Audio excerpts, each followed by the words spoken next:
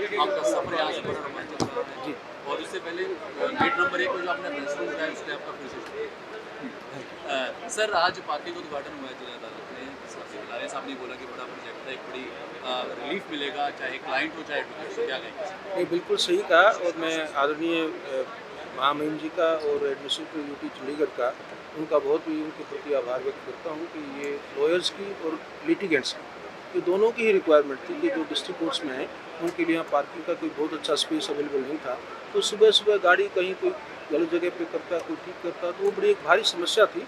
उसका एक बहुत ही अच्छा सुंदर इन्होंने निदान किया है और मैं इनकी उस बात का भी पूर्ण रूप से समर्थन करता हूँ जिसमें उन्होंने वकील साहिबान से ये अपील किया कि आप उसको ठीक ढंग से इसका सदुपयोग कीजिए, ठीक ढंग से पार्किंग कीजिए और जो एक फैसिलिटी उनको दी गई है उसका मिसयूज़ नहीं होना चाहिए।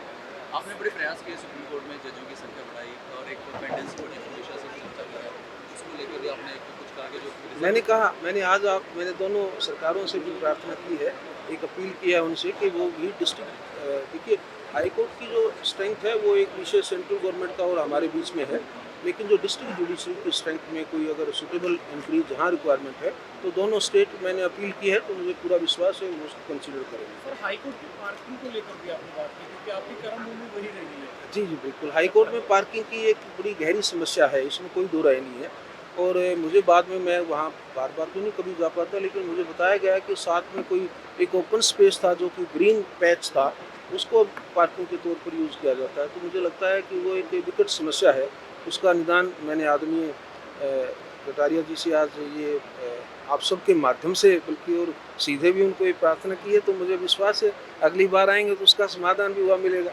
सर एक वकील के तौर पर आपने जो सफर जैसे एजी भी रहे, यंगेस्ट एजी रहे, फिर आप हाई कोर्ट के जो चीफ जस्टिस हैं, जो कानून की पेचीदगियाँ चाहे वो क्लाइंट हो जज हो सबको झेलनी पड़ती हैं और जो कुछ ऐसे कानून लिखे जाए, आपने कहा कि रिजर्व रखने के बाद फैसला भी जल्दी दिया जाए और जुडिशरी और थोड़ा स्पीड से काम करे, उसको लेकर क्या लग रहा है कि कहाँ तक वो सब होता नहीं, बहुत अच्छा उसका परिणाम आया है।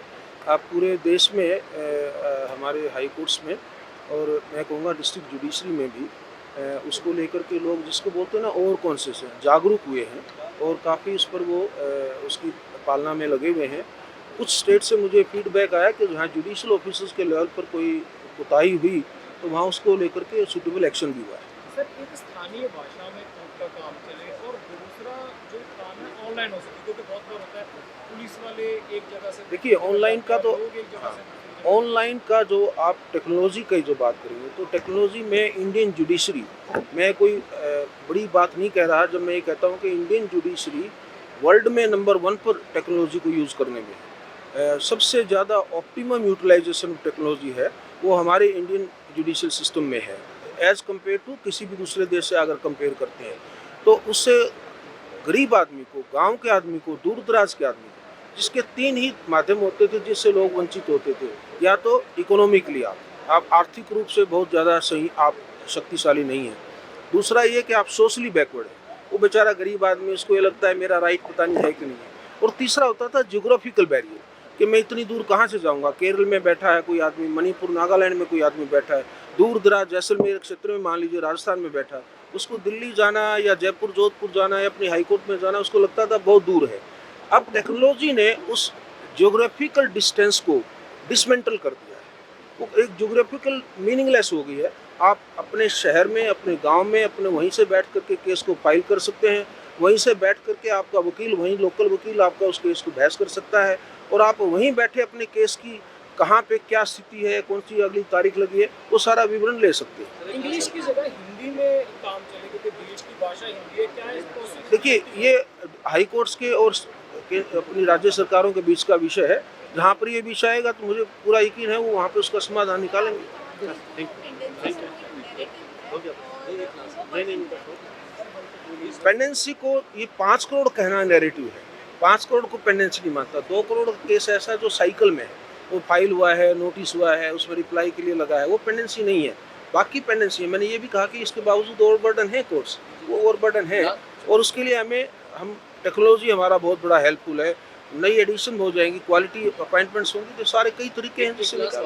एआई कितना बड़ा चैलेंज देते हैं, जो प्लस पॉइंट भी है, लेकिन कई जुडिशियल ने भी कहा है कि अपने विवेक का इस्तेमाल करें। हाँ, एआई को रेगुलेटरी मेजर्स के थ्रू यूटिलाइज करेंगे। आप सुप्रीम कोर्ट की वेबसाइट को खोलिए, उस पर मैंने एआई के रेगुलेशंस को अपलोड किया है।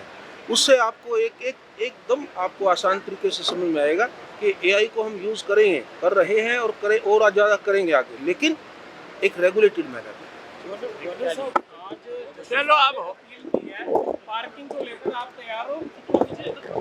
तो हमने तो जो आवश्यकता थी उसकी पूर्ति करने का प्रयास किया है, वो ठीक प्रकार से चले उसके बारे में हम सब मिलकर बैठकर विचार करेंगे कि किस तरह का सही उपयोग। Thank you sir.